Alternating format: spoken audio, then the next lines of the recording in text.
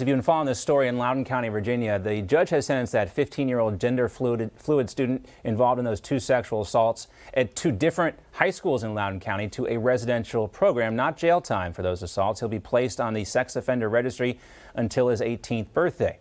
Now, the racial component of CRT has mostly been debunked thanks to parents standing up across the country for their kids at school board meetings. And we also have to remember that a key CRT concept is what's called intersectionality. And the proponents of CRT say it's, quote, the way in which different forms of identity are affected by race, class, and of course gender, or whatever else they want to come up with to divide us. So don't forget, gender neutral bathrooms are also part of this CRT push. Let's talk about this now with Dave Rubin, host of the Rubin Report, here with me in studio. And Dave, I got your book here.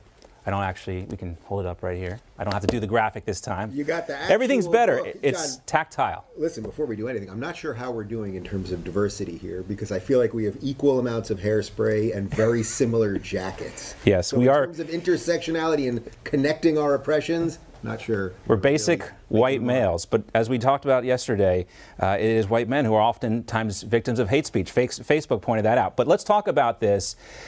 Scott Smith, the father of one of the victims, he was arrested at that school board meeting. We all saw that video. You know, he said that this whole thing caused a huge division in our community, and they were the ones accused of lying about this sexual assault for political gain. I cannot imagine the frustration of these parents, not just here, but elsewhere. Yeah, well, look, this story is such a perfect example of almost everything that's wrong with our entire society at the moment. If you believe that your perceived oppression, whether it's your gender identity, your sexuality, your skin color, all of those things, if you believe that your perceived oppression is the most important thing, and then once that's put into the system is pretty much going to collapse around you, because all sorts of people will be afraid to say, oh, no, that trans person happened to assault a kid, or this black person did this, or this girl did this. You have to put this in an intersectional calculator where, depending on what your oppression is, this is what we call the oppression Olympics, you have to decide, oh no, this person should get a little skate by because of that oppression, or this person shouldn't skate by because of this. And of course, the white heterosexual Christian male is at the bottom of this hierarchy.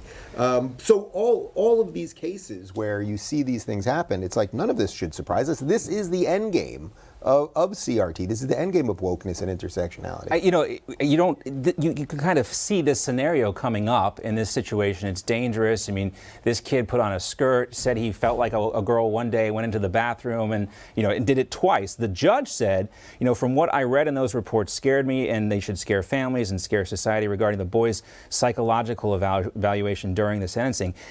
And I think what also is problematic here is the way the school board tried to cover this up initially. Well, they cover it up because they've bought into wokeism. So somehow if you're trans, you can't be the offender. Somehow you are the offended. But that's why this is all such nonsense. If you just remove gender identity or the trans issue from this, if a young 15-year-old boy assaulted a 15-year-old girl in a bathroom, regardless of what gender the bathroom was, we would all know something was wrong. Right. By the way, you could reverse the sex. It happens less in that case. But if a 15-year-old girl assaulted a 13-year-old boy, we would all know it's wrong. But because they've added the trans piece into this, everyone sort of steps back, because nobody at the school board, nobody in the administration at the school, they don't want to be the one to say, oh no, maybe this is a problem that we have this trans kid in the wrong biological bathroom, because they'll be called a transphobe, and that is the worst thing that you could possibly be called in 2022. Yes, worse than being racist, I guess, even today.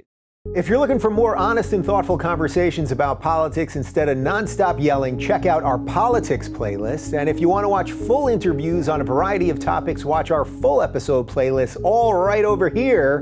And to get notified of all future videos, be sure to subscribe and click the notification bell.